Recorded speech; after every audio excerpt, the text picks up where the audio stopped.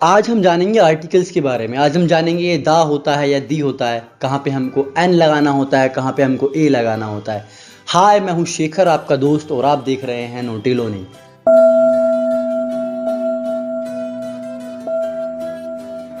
तो चलिए पहले समझ लेते हैं कि आर्टिकल कितने प्रकार के होते हैं। आर्टिकल दो प्रकार के होते हैं, एक डेफिनेट आर्टिकल, एक इनडेफिनेट। जैसे कि मान लीजिए मैं गेट की कोई रिंग बजाता है और मैं गेट जाके खोलता हूँ और देखता हूँ कि बाहर कोई खड़ा है। वो बोलता है कि मैं राहुल हूँ और अपने पिताजी को बुला दीजिए, लेकिन मैं जानता नहीं हूँ उसको कि कौन राहुल। तो मैं जब अपने पिताजी के पास यानी फादर के पास वापस आऊँगा तो वहाँ पे आके अगर उनको बताऊँगा कि कोई राहुल आया है, अगर मुझे बोलना है कि बाहर कोई राहुल है, क्योंकि मैं नहीं जानता हूँ, तो इसी तरीके से बोलूँगा कि बाहर कोई राहुल आए हुए हैं। तो उस केस में मुझे बोलना होगा there is a Rahul outside, there is a Rahul. तो इसी तरीके से हम आर्टिकल ए का यूज़ करते हैं। इसमें एक चीज़ और होती है, अगर आपका नाउन जो है उसका पहला वर्ड यानी कि जो पहला साउंड आ रहा है वो वोवल का आ रहा है, तो वहाँ पे हमको एन लगाना होगा। जैसे कि वह एक एमएलए हैं, तो यहाँ पे पहला शब्द आ रहा है आ, एम, हिंदी में पहला साउंड वोवल का आ रहा है, एमएलए हैं। तो इस केस में हमको ए नहीं एन लगाना होगा, ही इज़ एन एमएलए। ध्यान रहे लेकिन कि हमको सिर्फ देखना है कि साउंड वोवल का आ रहा है या नहीं, हमें ये नहीं देखना है कि पहला वर्ड वोवल है या नहीं। मैं एक एग्जांपल दे देता हूँ। कई बार हम मिस्टेक करते हैं, अगर लिखा होता है कि वह एक यूनिवर्सिटी है, दैट इज़ यूनिवर्सिटी, तो इस केस में हमको क्या करते हैं, हम देखते हैं यूनिवर्सिटी, यू यानी कि वोवल है और यहाँ पे सीधा सीधा एन लगा दिया जाए, तो ये गलत होता है। क्योंकि हमें ये नहीं देखना पहला वर्ड वोवल है या नहीं, हमें चेक करना होता है कि पहला जो साउंड है वो वोवल आ रहा है या नहीं। यूनिवर्सिटी का पहला साउंड या आ रहा है, तो इस केस में हमको यहाँ पे जो मेंशन करना होगा दैट इज़ ए यूनिवर्सिटी, ना कि एन यूनिवर्सिटी।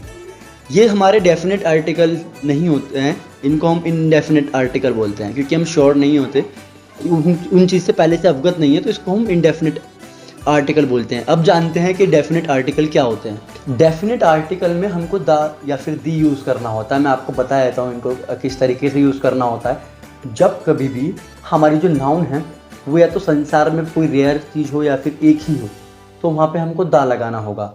जैसे कि नदियों के पीछे हमको दाई लगाना होता है, गंगा, गंगा सिर्फ एक है तो दी गंगा, सॉरी दा गंगा। इसी तरीके से जो ग्रुप ऑफ कंट्रीज़ है उसके पीछे हमें दा लगाना होगा। कोई भी ग्रुप ऑफ कंट्री होता है तो उसके पीछे हमें दा लगाना होता है। ताजमहल एक जो है, इस पर कोई दूसरा ताजमहल नहीं है पूरी दुनिया में, तो उसके पीछे हम इनके आगे दा लगाना होता है। और जैसे सन से पहले हमें दा लगाना होगा।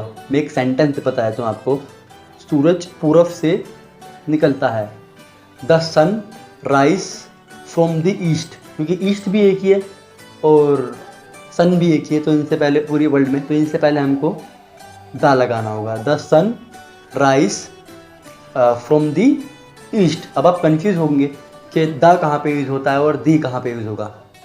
इसके लिए भी सिंपल वही रूल रहेगा आपका। अगर आपका जो नाउन है वो शुरुआत उसकी यानी कि वो जो पहला साउंड आ रहा है वो वोवल का आ रहा है, तो उस केस में आपको दी लगाना होगा, यानी कि जहाँ आप एन लगाते हैं वहाँ पे आपको दी लगाना है। याद रखिएगा, ये सिंपल रहेगा आपके लिए। तो आपका अगर साउंड वोवल का आ रहा है, जैसे ईस्ट में साउंड वोवल का आ रहा है, तो इस केस में आपका यहाँ पर दी प्रोनाउंस करना होगा, उसको दा नहीं कर सकते आप। इसी तरीके से अगर जो साउंड है आपका वोवल नहीं आ रहा, जैसे सन, सा वोवल नहीं होता है, तो इस केस में साउंड जो आएगा वो दा का आएगा। इसी तरीके से आप इसको यूज़ कर सकते हैं। एक चीज़ और मैं आपको क्लियर कर देता हूँ, कभी भी किसी भी कंट्री का नाम अगर आता है तो उससे पहले आप दा नहीं लगा सकते। चलिए इस वीडियो को यहीं पे ख़त्म करते हैं। अगर वीडियो आपको अच्छा लगा, अगर आप चाहते हैं ऐसे ही नॉलेजेबल वीडियो आपको रेगुलरली आपके मोबाइल फ़ोन पे मिलते रहें, तो चैनल को सब्सक्राइब कीजिएगा, बेल आइकन को दबाइएगा ताकि आपको नोटिफिकेशन मिल जाए जैसे ही वीडियो अपलोड होता है। कमेंट बॉक्स में आप हमको बता सकते हैं कि किस टाइप की वीडियोस, किस टॉपिक पे आपको कन्फ्यूज़न है, किसके ऊपर वीडियो चाहते हैं आप। और वीडियो को लाइक कीजिएगा, शेयर कीजिएगा। Thank you.